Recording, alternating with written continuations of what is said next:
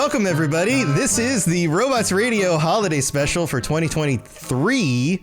We did one last year. We're back. This is Tom, or Robots. I'm the guy who set up the whole network. I host a number of the shows, so some of you might recognize me from, a whole bunch of them. The Fallout Lorecast, Elder Scrolls Lorecast, Mass Effect Lorecast, Lord of the Rings Lorecast, and the Starfield Lorecast are my current shows, but you may also recognize me from the Dungeons & Dragons Lorecast, the Witcher Lorecast, the Cyberpunk Lorecast, and we have some of those hosts with us today as well, plus hosts from some of the other shows on the network. We've got this wonderful group, and this is something we've been doing for the last few years.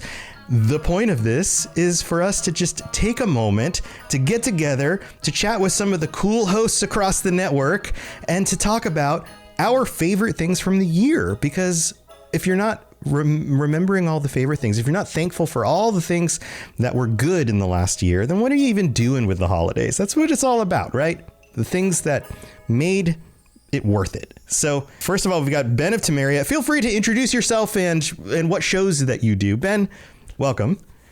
Hi, I'm Ben of Temeria. I am one of the hosts for Holocron History, Star Wars Canon versus Legends, the Final Fantasy Lorecast, the Witcher Lorecast, and the Wizarding World Lorecast. Yeah, Ben is trying to do as many shows as I do at this point. Good to have you, Ben. Yeah, just a little. Thanks for joining us. We've got Preston. Preston is joining us again. Welcome back, man. How's it going? Howdy, partner. I'm Preston, and I am the host, or rather the creator, writer, producer of True Vault Escapades, a Fallout audio drama, and also BioShock the Midnight series. So yeah. Awesome, man. Good to see you again. It's been a little while. Thank you. Yeah. And then we've got N7 the Legend. Sam, welcome. How's it going? Hey, how's it going? I'm from the Mass Effect Lorecast. Talk about Mass Effect lore. Imagine that. And yeah, I'm just here for the ride. I'm wearing a comfy and I feel great. Okay, good to see you. I should go. I should go. Right. Well, thanks for joining me and being here. Toasty, you're up. Hey, I'm Toasty. I'm one of the hosts of the Witcher Lorecast as well as the Cyberpunk Lorecast. That's me. That's you. Well, welcome. We've got Maverick as well. Maverick, welcome. How's it going? Well, hi, guys. I am Maverick, as you probably know me from the Patreon episodes. I host a little podcast called the Fallout Roundtable. I just started a new pro wrestling show called 3 Count Dots with my buddy Jaxus. We just released our first episode. Nice. So, yeah. Yeah, so Fallout and wrestling. We don't do Great that. Combo. We don't do those two things enough together. Awesome, man. Thanks for being here. And then Genesis is joining us as well. Jen, how's it going? Hello. I am Genesis, host of Two Girls, One Ship, a video game romance podcast, and co-host of the Cyberpunk Lorecast with Toasty. Sweet. Awesome. Well, welcome everybody. This is a fun group. I'm excited to hear about what your favorite thing was this year. If you had to just pick one thing, it could be a video game, because many of us do video game podcasts. It could be a movie. It could be a book you read. It could be a place you went to. It could be a thing that you did. I don't know. Maybe you learned how to do underwater basket weaving. Who knows? But who would like to start us off? Anybody want to jump in there to kick us off? And it would be really funny if somebody raised their hand and was like, underwater basket weaving was the thing I was going to say, but I can start us. Everyone's just laughing at me. All right, Sam, you kick us off. Okay. So I was very encouraged this year by the state of single player gaming. I think single player games saw so many promising signs, whether it be Starfield, Baldur's Gate, or the Phantom Liberty that came out for Cyberpunk. If you're a fan of single player games and you want to immerse yourself and you're kind of sick of gacha games and Fortnite and whatnot, I think the future looks pretty promising. And that is something to say, because over the past few years, from like 2019 to like 2022, it was not looking too good there for a hot second. Yeah, it was like everybody had to do their like constantly updating new stuff you can buy, get the battle pass, like all of that stuff, right? Like always play with other people, always be spending more money. because we need that that cheddar. Yeah. But it's encouraging for Mass Effect, right? It's very encouraging for Mass Effect because they've already committed and said the next Mass Effect will be single player. Right. And I think it proves that, there were a lot of good games that came out this year, and a lot of them can be played single player, or were primarily single player, but they also might have had multiplayer aspects. So it just shows that the audience is still into narrative. They're still into being able to play a game by themselves and then talk about it with other people and explain, oh, this is what happened in my game, what happened in your game. That is a staple. That's been a staple of gaming for forever, it feels like. Right. The money's there, and I don't think, we didn't have to convince developers that the interest was there, I think, for single player games, because there's still a decent amount of developers who want to make those. But in terms of speaking directly to the people who hold the purse strings at the companies that make these games, yes, the money's there. Just fucking do it. just people want to buy this. Just put out good stuff, please. It's that simple, right? It's that simple. Let's open this up. What do you guys think? Single player games. Was this on your list, Ben? I mean, absolutely. Look at the Game Awards. Majority of, if not all, if I recall, majority or all of the games on the Game Award list was single players. Yeah, unless it was like specific categories that included some of the other ones. But a lot of them were. Yeah. Any other thoughts on this one, Jen? Yeah, no, I fully agree. The single player games have been owning it this year. The Phantom Liberty expansion, even the 2.0 and the 2.1 patch for Cyberpunk made it such a huge change to the game. It was amazing. And then me and all my friends cannot stop talking Baldur's Gate. And we're watching each other's playthroughs and we're going, oh my gosh, you chose that. I went this way and got something completely different. And so I'm loving it. None of us have done. We have a Dungeons and Dragons podcast on the network, and I'm sure Sergio's talked about Baldur's Gate stuff. But I'm sure there's a hole right now. If anybody's looking to do other shows, a Baldur's Gate 3 hole in the podcast universe, I believe, for something creative and fun, not just a lorecast, but some sort of way of engaging that community. And as soon as somebody solves it, they're going to find a very successful show. That's a big hole. You need something the size of a bear to fill that hole. Oh, God. That is a really big hole. Very big shoes to fill. Yeah, bear shoes? Oh, no. Not just a bear, an owl bear. An owl bear. Oh, God. I was waiting for someone to make the joke,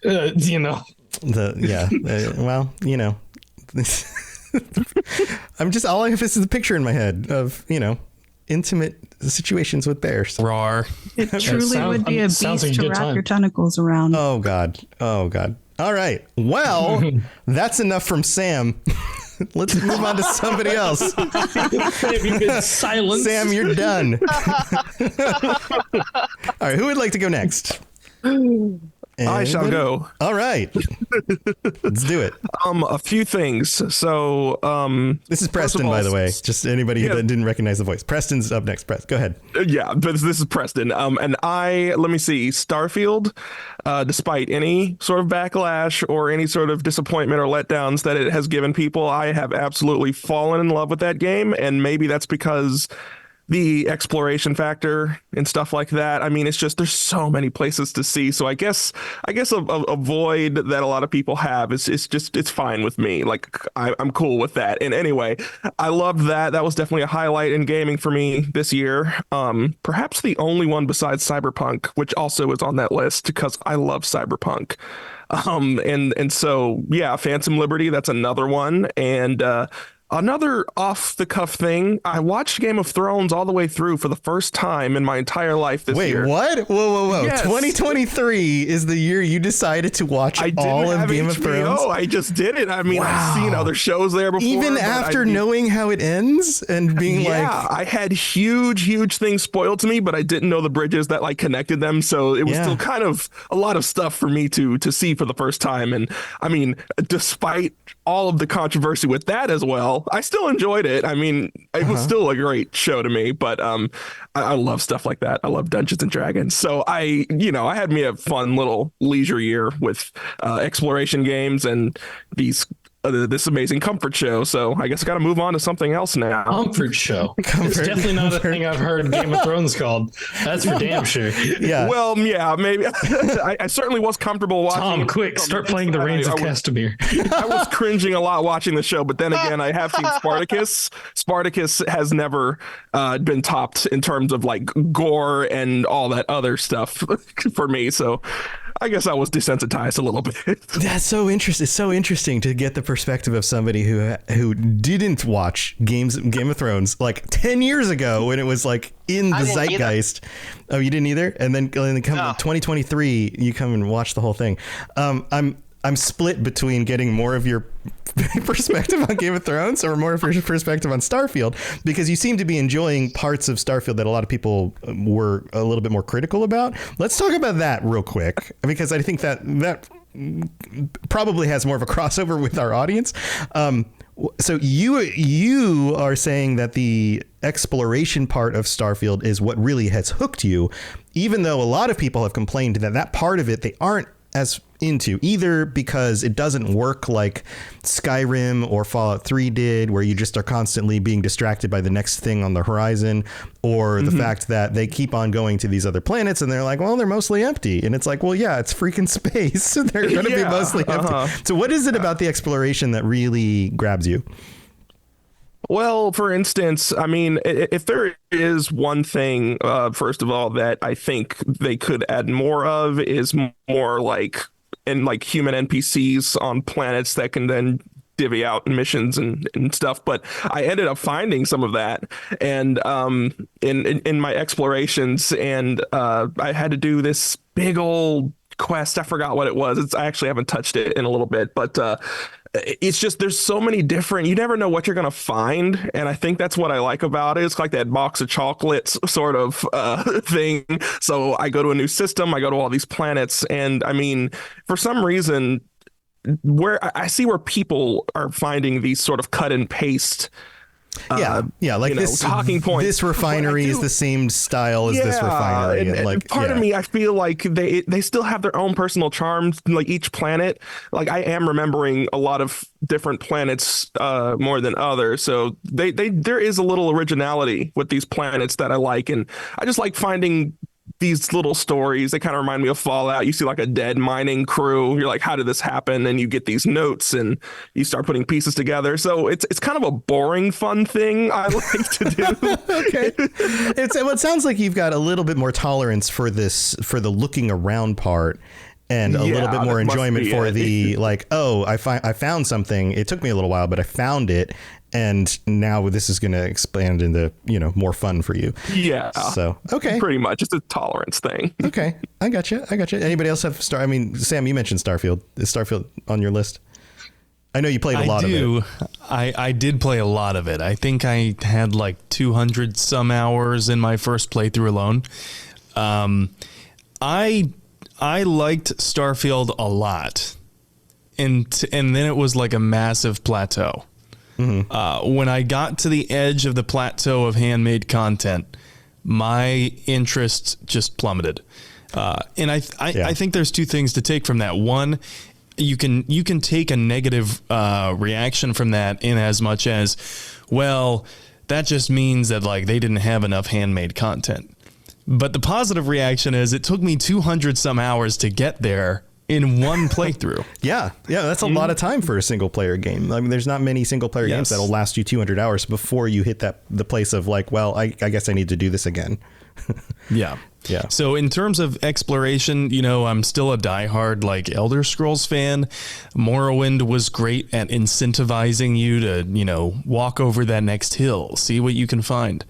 And I think some of the procedural generation in Starfield disincentivized that because like you were talking about the templates of the different mining shafts and camps and whatnot. Once you've seen enough of them, maybe 30, you've probably seen them all because the enemy spawning doesn't really change. The loot tables aren't that different.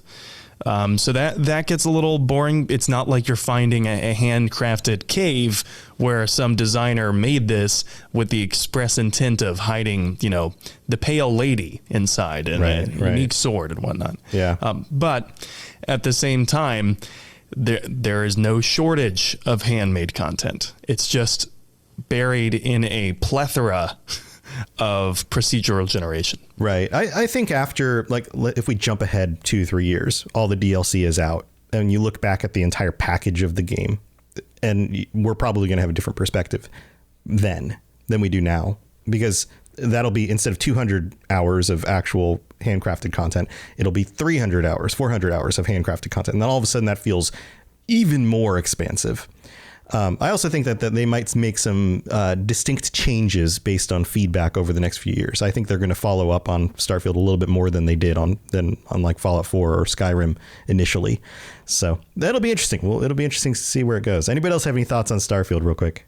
Ben? I mean, they're going to add mods. They already confirmed mod support's coming as well. I mean, I'm assuming more than likely Bethesda's going to throw in the Creation Club. Oh, definitely. I mean, that's why they're testing it on Skyrim. But they've also teased a new mode of transportation, which maybe they're getting at something better than just using boost packs in order to travel on planet surfaces. I don't know.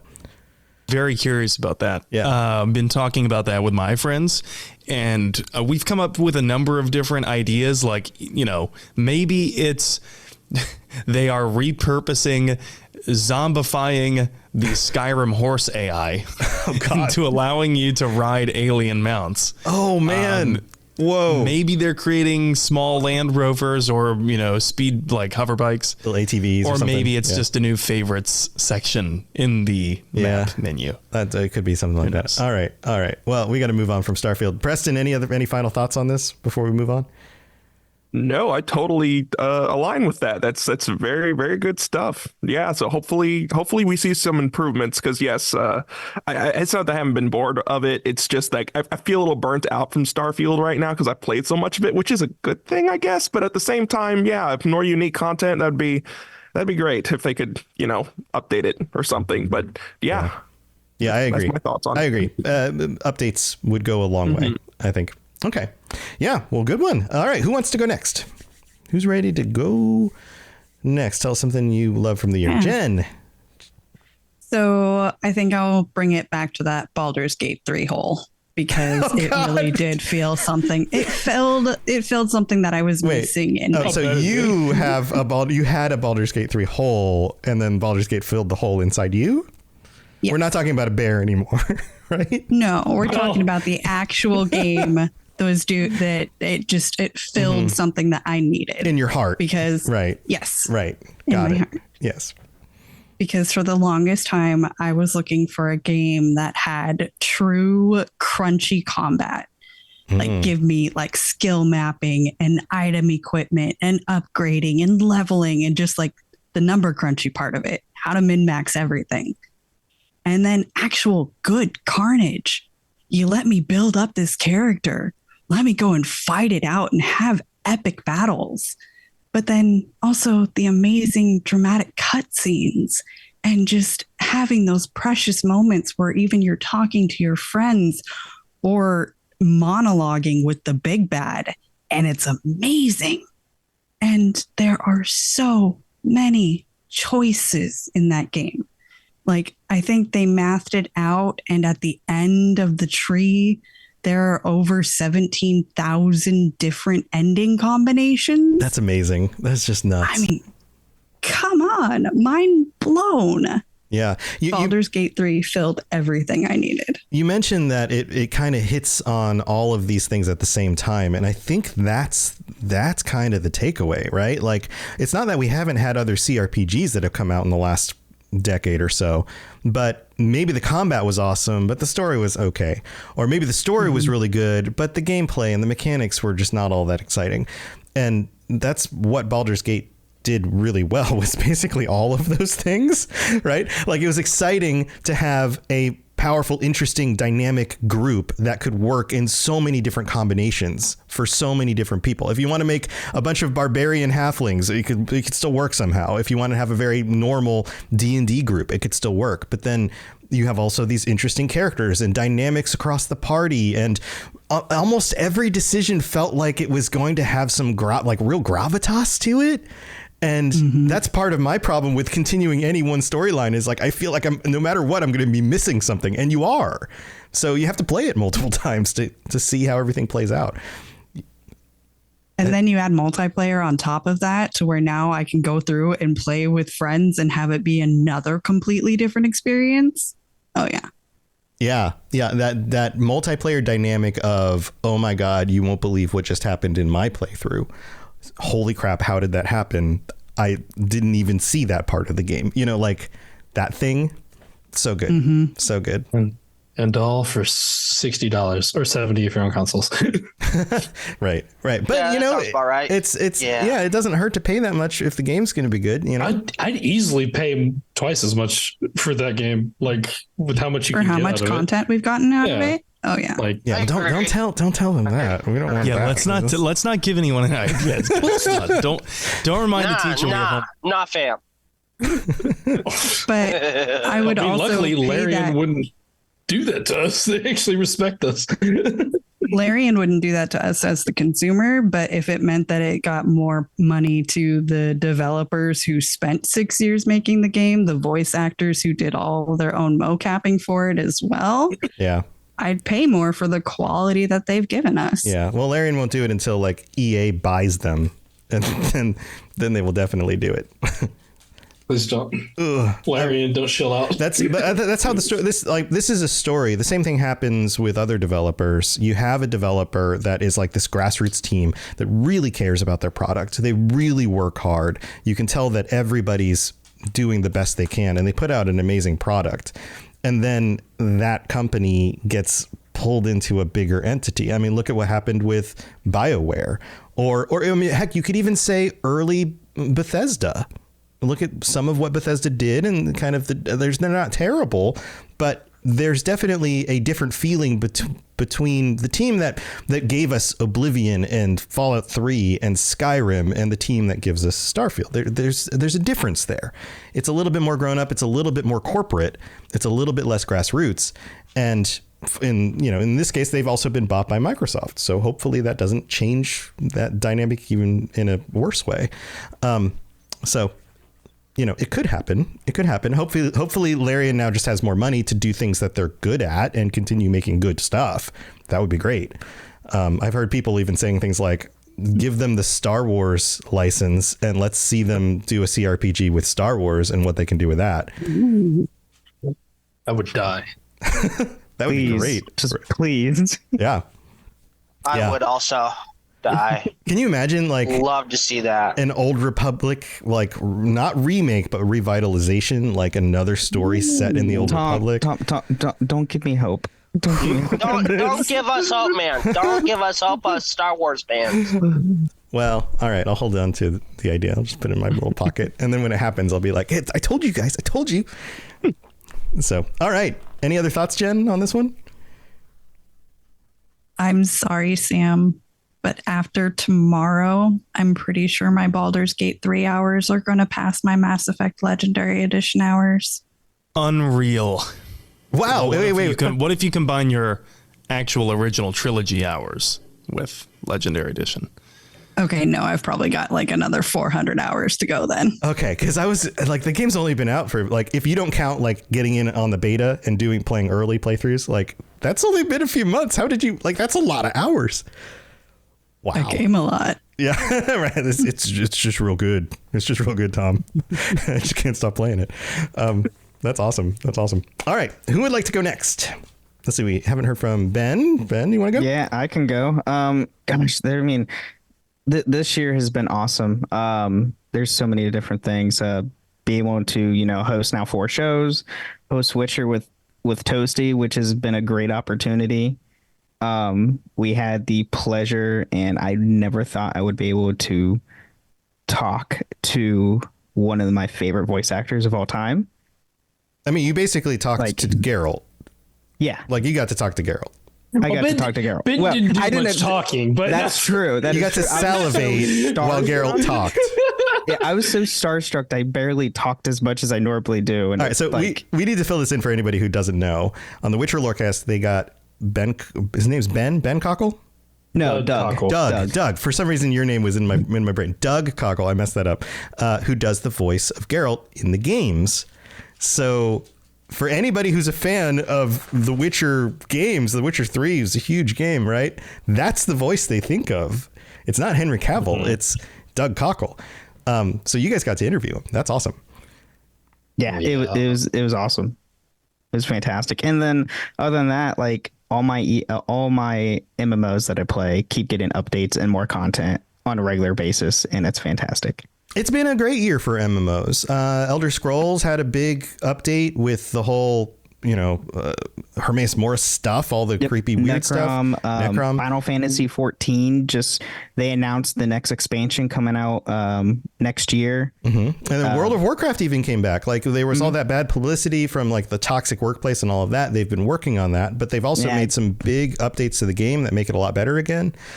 I don't play WoW, man. But some people do. Like I actually dove back into WoW for a little bit. I've been playing a little bit. And SWTOR got major updates again too. Yeah, so that's cool. I'm curious to see where MMOs go. There have been a number of MMOs that have come out that just have done okay. I know the big ones keep going because they just kind of have this reliable fan base. But I'm curious. I'm curious about where the future of massive online games ends up. So, of all these things, what would be your top thing, though? Oh gosh, it had to be the Doug Cockle interview. Like that. Do you have a favorite moment from the interview? We nerded about D&D for 20 minutes. So you spent 20 minutes of your limited time not talking about The Witcher. That's great. Look, we asked him, but he just kind of talked, and we were just kind of like, with it. I'm not gonna fucking tell Doug Cockle that he needs to shut up about something. He can just do it.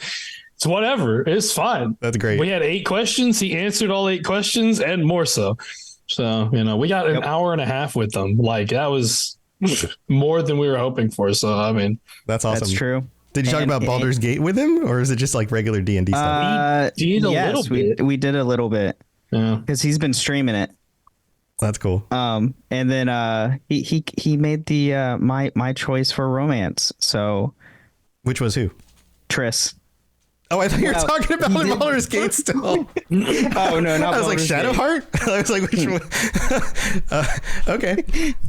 Yeah. So Triss's reaction was great. So that's wait. So I mean, that's about as close as you can get, except for like one of the writers or somebody. But like Doc, he does Geralt's voice. Like the voice of Geralt prefers Triss. It's kind of official. Though he did name all 3. In retrospect, wait, so he hedged his bets a little bit. So he said Shawnee first. And it's like, well, and if you go to the books, okay, yeah, I do prefer Yin, but if we're talking about games, Triss, which makes logical sense for the man who did 3 games with Triss and only 1 game with Yin. So that makes total sense. Yeah, I get it. Okay. Yeah, Sam and I, a year ago, had the pleasure of interviewing another voice actor. Mark Meer, the voice of male Commander Shepard. And then this year, I actually happened to meet Jennifer Hale at, she was at Emerald City Comic-Con, I want to say. And you were there too, right, Jen? I think we both got photos. Yeah. We both got photos of Jennifer Hale, who voices female Commander Shepard. That's so cool. Yeah. So, hey, if any other voice actors are listening to this episode and they're like, hey, I do voices on this video game. I've also had the pleasure of talking to a lot of the Fallout voice actors, people who do Fallout and Elder Scrolls and some of the Bethesda games as well. It's always so cool to get their perspectives on the characters because they're not just reading the lines. They are legitimate actors. They're getting in the mindset, the headspace of the character they're playing in order to emote and feel and convey even more through their voice lines than you can through actually having a body there too, because you don't have a body. It's just the voice. So it's really cool to get their perspective. So I'm glad you guys got that opportunity. That sounds awesome. Any other thoughts on that, Ben?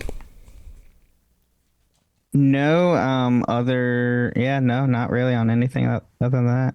Awesome. Cool, man. All right. Good stuff.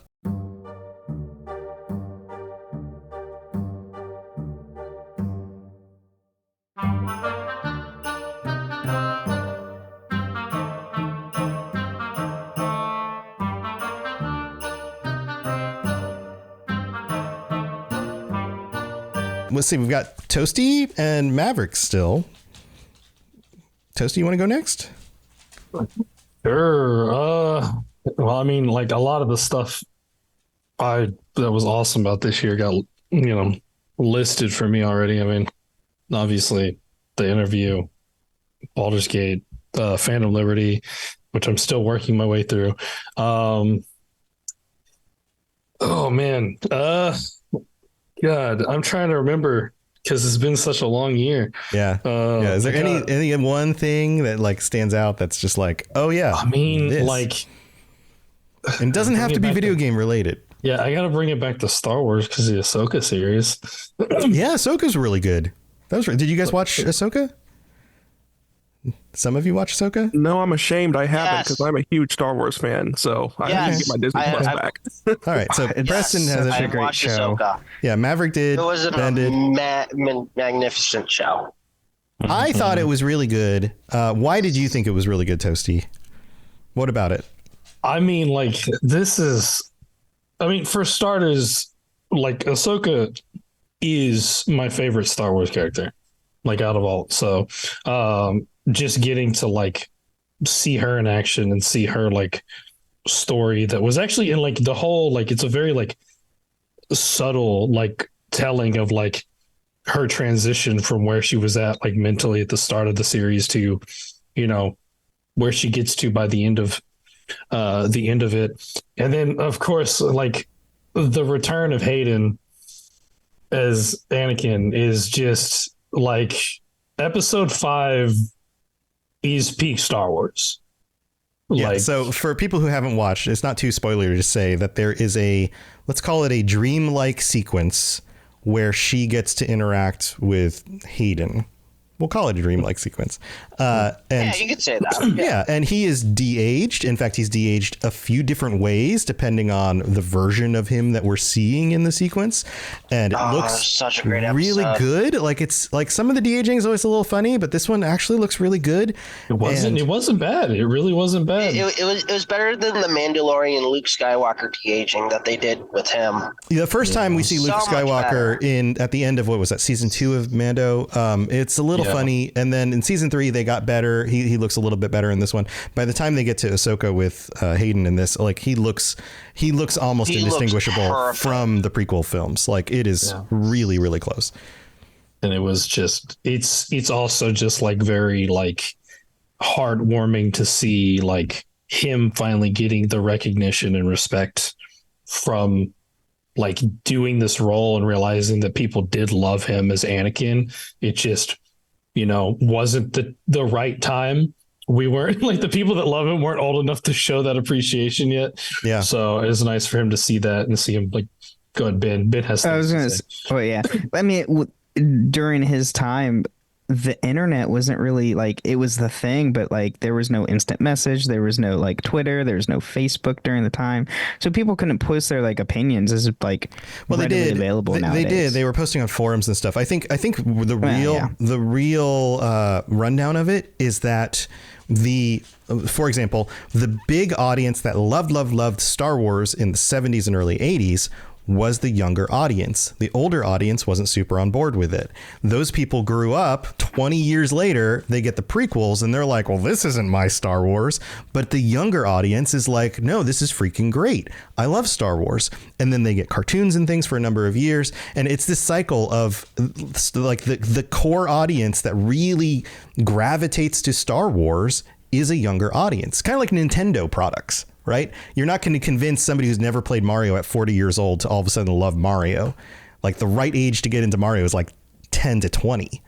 Debatable on that. Debatable. Well, I mean, you still might, depending on if they've played other games and they're into gaming in general. But there's always ways that you can argue against these things. You could say, well, what about this? What about this? There's outliers. But I think in general, that's what you have. And so now you have an adult audience looking at Hayden Christensen on Ahsoka and going, oh my God, I remember those movies. I was a big fan. I've been a fan for years. I loved him in those films. I love him now. This is awesome. And, the old people are too busy telling other people to get off their lawn and who to vote for. Yeah, but no, it was great. The goat is back. Yeah, no, it was really good. Okay, so here's the thing that I really liked about Ahsoka, if I can chime in. And it was because I think there are two ways that Star Wars works best. One is doing like Andor did, and having a really tight, dynamic, interesting set of characters and a really tight story that doesn't have anything to do with space magic and lightsabers, right? And you just have really interesting locations in this really cool universe that play through some part of the story that we've seen so far, kind of fill in the gaps, and they do it really well. The other thing that I think Star Wars does really well is when it takes real world mythology and it reworks it into the Star Wars universe. The original trilogy was basically a mythology being retold in a new universe using new magic and new other things, but highly formed and designed around the mythologies that we have from our own world. Ahsoka does that again. And it delves back into older mythologies. Like they're pulling from Norse myths with the wolves and like all of these other things. And there's something about those stories that just resonate with us as humans. And when you take them and you transplant them into another story and you do it well, it still resonates. And I think that's part of why it's not just the whole, like, it was really cool to see these characters again and that kind of thing, but they also put it in this cool wrapper that ties to mythology and does it in this really fun, interesting way. So that's my take on it. And I'm sure some people will disagree with that, but that's what I thought was cool. So yeah. Any other thoughts on Star Wars? I have a fun fact. Yeah. And I just found out about it today and never realized it for some god-awful reason. Lars Mikkelsen, who voiced and played Thrawn in Star Wars, is also plays Stregobor in The Witcher Netflix, and never realized it till now. Wait, that's the same actor? For some It's the same actor, yeah. it's the same actor. I never realized it. It just The never dawned on douchebag wizard is Grand Admiral Thrawn. You just blew my mind. me. Right? I did not realize that. I noticed that immediately. I didn't. I heard I watched Rebels for the first time this year, in like preparation for it. And the moment I heard his 20th voice, century. I know, right? I heard his voice and was like, "That's fucking Stregobor." I didn't notice it immediately. I missed it. You're right. I totally missed it though. And I think it's partly because he's such a good actor. Like his performance in both of those roles is very different. Absolutely. But they're both great. And he's also blue in one of them. And no beard. Yeah, So no beard. that is a little different. You also got to look at Grand Admiral Thrawn. He's put on a couple pounds. If you notice that in Ahsoka. Yes, he's got a little belly. He's shrunk. Hey, that's what happens when you go into exile, okay? Yeah, Or stress eating. exile. You're right. Stress eating. All right. Any other Stress thoughts? Any other thoughts on eating Star his Wars? troops. All right. Well, hey, Maverick, you're up. You're talking. What's your favorite thing from this last year? Okay, so I got a lot of fun things that I got to do this year because of my podcast. But one thing sticks out to me the most is last November, I went out to Vegas. Went out to Good Springs, Nevada,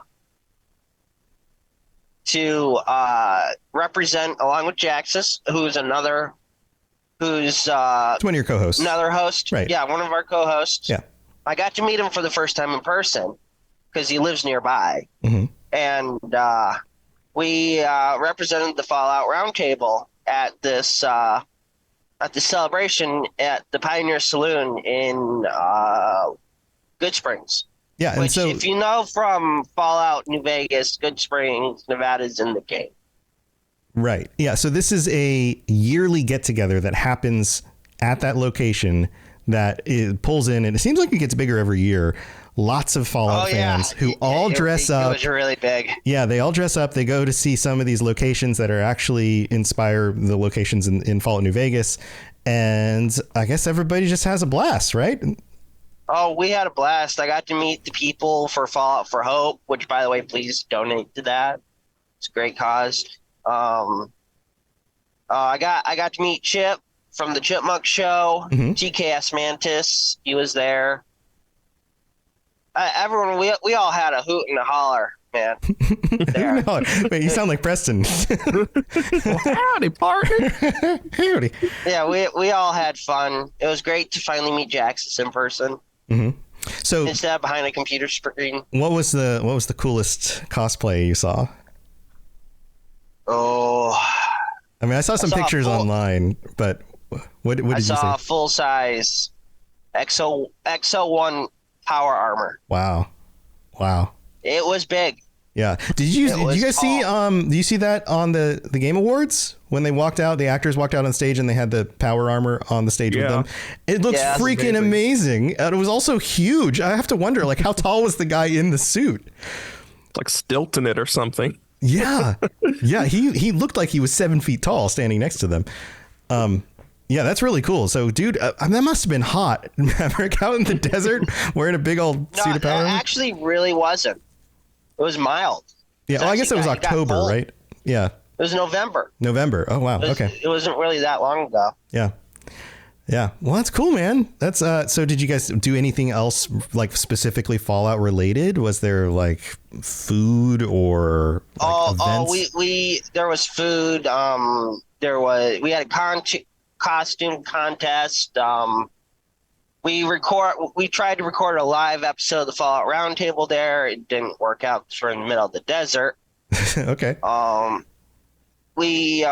A lot of Fallout things. The cosplay NCR group was there. They were doing BB gun shoots out in the back. They were doing skits.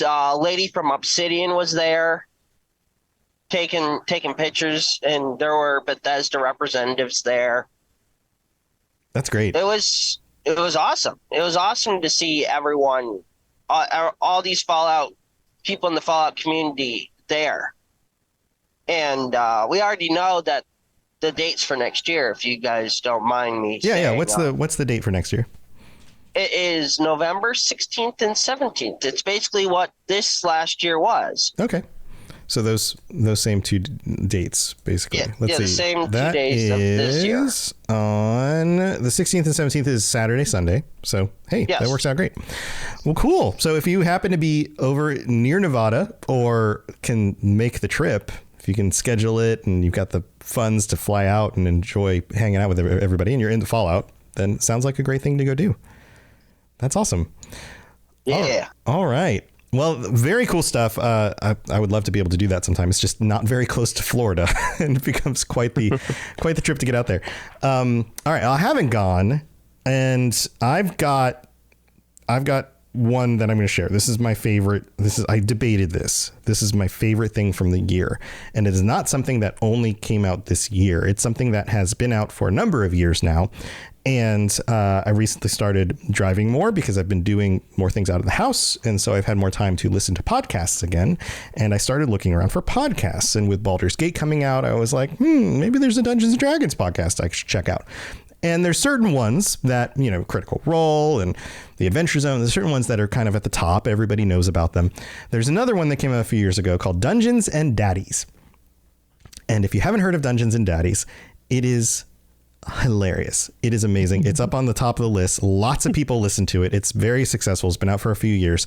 And the premise is that this group of people, there's 4 people playing characters, and the DM. So there's 5 people. They all have background in content creation and writing and doing other things and improv and that kind of stuff. So they're well equipped for this.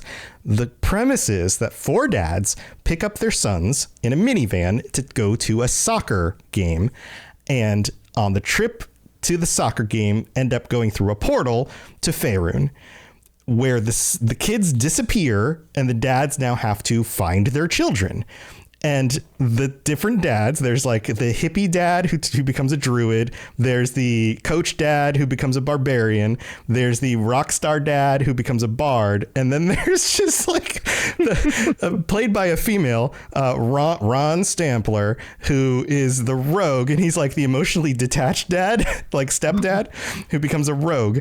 And it is from episode 1, it just hits and it works so well. It is so hilarious, and it's way more improv comedy than it is actual Dungeons and Dragons. So if you're expecting like lots of like D&D stuff, no. If you're expecting a really interesting improv story with occasionally rolling dice to see what happens, this is what it is. And it has been my go-to thing. Every time I get in the car, I pull up this podcast and I put it on, and I've gotten through, I don't know, almost the first season at this point. And it's my go-to thing. I just keep going back to it because it's so good. And it makes me want to do something like that. But I know how hard it is to do that, because before I launched the Fallout Lorecast, I tried doing a Dungeons and Dragons show. It is a lot of work. I mean, think about if you've ever DM'd a game with your friends, think about how much work you put into DMing the game, planning things out, getting things ready for the game and all that. Now multiply that and put it in the context of having to do in an entertaining way for an audience, and then also editing the show down with multiple people talking and all of that stuff. It's not easy to do. So the fact that they've done this so well is mind-boggling to me. And the fact that also on top of it, it's not just hilarious. Like, there are very poignant moments. There are moments that, like, it shifts from being goofy, silly stuff to just like tugging at your heartstrings, because it's about family and dads and their kids and getting through these tough situations together. It's extremely well done. I can't say enough good about it. So have any of you heard of Dungeons and Daddies? No, but I want to check it out now. That sounds hilarious. Yeah, I do too. It's really good, and I bring it up with the hope that people don't leave our shows and go listen to that show instead of our shows. But I have to give credit where it's due. Listen to us. Yeah, please still listen to our shows. But it is a really good show. It is very, very well done. Freddie Wong is the Bard dad, and you might know his name from YouTube, like 5 years ago, a little older. Famous YouTube guy. Yeah, hilarious. Very, very good stuff. So that's my recommendation. If you're going into this next year looking for a Dungeons and Dragons podcast, go check that out, because it's just really good. So there you go. I think that's going to do it. Podcasts for a minute. Sorry to butt in. Go ahead. Just for a minute. I've also been listening to a lot of podcasts, because everyone knows I drive semi, and it's our busy season right now. It's Christmas. So I'm in the semi constantly. So I always try to listen to podcasts over music, because music gets repetitive. Sure. Have you come across a new one that you really like? I have, and I'm finally up to date on it. It's called Distractible. It's called Distractible by it's hosted by Mark Player, Bob, and Wade. Oh, okay. It is hilarious. But I've also been re-listening to the Modus Files by our one and only Lawrence. Yeah, that's on our network. Because I've been trying to get ideas for a secret project I've been doing. Oh, all right. Well, that's fun. Yeah, that's awesome. I like secrets. It's fun. That's awesome. Awesome. But yeah. All right, everyone. Along with the occasional sports podcast, but those don't need to be mentioned as much. Okay. Yeah. Well, go check out those other ones if you're looking for other shows, or the shows from the hosts on this panel right here, because there's lots of good stuff on the network to check out. So go check that stuff out. All right, we're gonna wrap it up. We're hitting the end of the episode. Let's go back through and feel free to again repeat what show you are a part of, so people can look it up if they're interested. And then also, like, is there anything else? Is there any like tiny little thing that you'd be like, also this was really cool this year, go check that out, just like real quick. So we'll go back through in order of people on the screen. I've got Ben here next to me. Ben, kick us off. Yeah, so, again, I am Ben of Temeria. I am one of the hosts of the Holocron Histories, Star Wars Canon versus Legends, the Final Fantasy Lorecast, the Witcher Lorecast with Toasty, and the Wizarding World Lorecast. And if you all want to, go follow me on Twitch at Ben of Temeria and help me get affiliate, because I am so close. I'm like past like the 1.5 mark on average viewers. I need 3. Yeah, just another person. Cool, man. Anything else you want to share? Like just quick little, hey, this is a secondary thing that was so cool. You don't have to have something, but if you have something. Other than the for Witcher, we are getting a new book. It is going to be either released. Andrzej Sapkowski just announced it's going to be either late 2024 or early 2025, and it will be about Geralt. We do know he did comment on that. So cool. Another Witcher book. Awesome. Thanks, Ben. All right, Preston. Well, howdy again, partners. My name is Preston, and I am the creator of, is it the longest running Fallout podcast because it started in 2016? It's True Vault Escapades, a Fallout audio drama. I would love it, appreciate it if you would follow us on literally anywhere you listen to podcasts. So Spotify, Apple Podcasts, anything like that. Wherever you're listening to this on, you can listen to that on. That's the easiest. It's there. That's yeah, the True easiest Vault one to say. Escapades, good old Walter and Bunny. And speaking of which, another cool little tidbit since you mentioned, shout out to the couple who actually went to the Good Springs event this year, cosplaying as my protagonists, Walter and Bunny. Oh, that's so cool. Wasteland detectives. I wish I can think of the Twitter at right now, but they know who they are. They are awesome. See them. You saw them? Yeah, that's awesome. That's so cool. Oh, cool. Really cool. I thought them. I had like little ambassadors for myself. That was pretty cool. That's such a compliment when people dress up as the characters from your show. Yeah. That's so cool. Awesome, man. Well, thanks for joining us. All right, Sam. Yeah, I'm Sam, aka N7 the Legend from the Mass Effect Lorecast. We're still putting out episodes every week. Right now, we are covering Saren. We will be, I think, into the new year too. So if you're into Mass Effect, now's a good time to pick up the Lorecast because we're talking about Mass Effect 1's main villain. And I'm also streaming to Twitch every weekend at N7 the Legend. And yeah, that's pretty much it. I don't really have anything else from 2023 that was good, but I have something that I'm looking forward to. Yeah. We talked with one of the cinematic designers on the Mass Effect series. As fun as it is to interview cast members, I think I want to interview more of the developers who had the behind the scenes roles in creating some of our favorite memories. So I think I'm going to try and reach out to more of them. Yeah, that would be awesome. I always love getting those insights because they prove us wrong so much. So much of the community is like, it has their own headcanon about like the way game development works. And they're like, well, actually, this is how it works. It's so nice. So cool, man. Thanks for joining us. Toasty, you're up next. I'm Toasty. It's Witcher and Cyberpunk. Those are the two things I do. Nice. But well, it's fine. We're gonna get proper shout outs from the rest of y'all. It's fine. That's fine. Yeah. So what's the other thing on your list or something coming up? I mean, I have to give a shout out to the Swordsmith Village arc for Demon Slayer this past year, and the Hashira training arc that's coming up next year, as well as the thing I'm looking the most forward to that's finally going to happen, and that is Arcane Season 2. So, yeah, that is coming up. All right. Yeah, so go check out some anime. Awesome, man. Thanks for joining us. Maverick, you're next.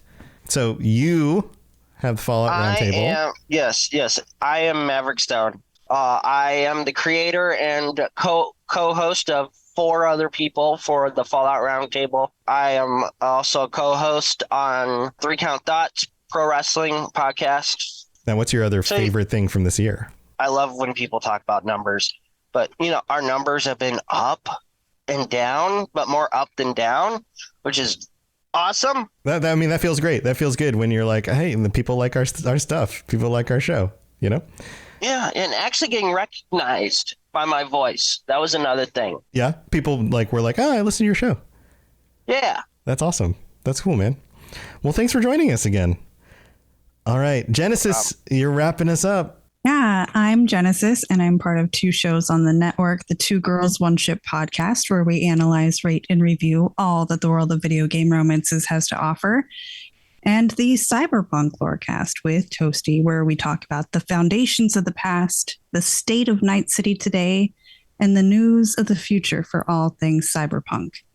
And I'd have to say another little small thing that I really, really loved this year was that my co-host Vervada moved from Florida to Washington State. So now we only live 20 minutes apart from each other. Oh, that's cool. Amazing. That's cool. Oh, she left my state though. I can't imagine why. She was assigned there for Navy stuff. So contract was up. What it was. Now she lives here. Cool. That's awesome. That's so cool that you guys get to be close together. That's great. That's a good one. That's a nice personal best, It's not about video games. It's about friendship because it's all about the friends we make along the way. Exactly. And we're going to beat the big bad with the power of friendship. Yes. Go. Awesome. Well, thanks for joining us, Jen. Thank you all for being here. This is so cool. It's always fun to get everybody together and kind of, talk about the year and all of that. If I had to add another thing, actually, first of all, if you don't know who I am because you're listening on one of the other shows that I don't host, I host with Sam the Mass Effect Lorecast, the Fall Lorecast, Elder Scrolls Lorecast, Starfield Lorecast, and the Lord of the Rings Lorecast, which has been doing really, really well. So thank you to everybody who's been listening to that in the last year and a half since I launched that project.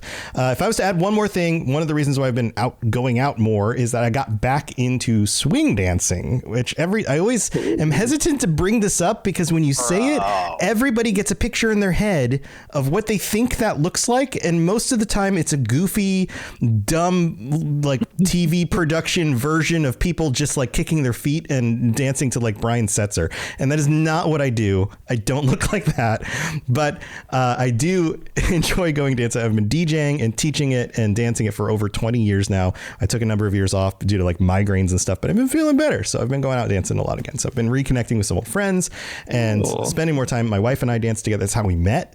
So that has been a lot of fun. So I would recommend, especially now post-pandemic, if you are looking for ways to interact with other human beings in a like actual enjoyable, interesting kind of way.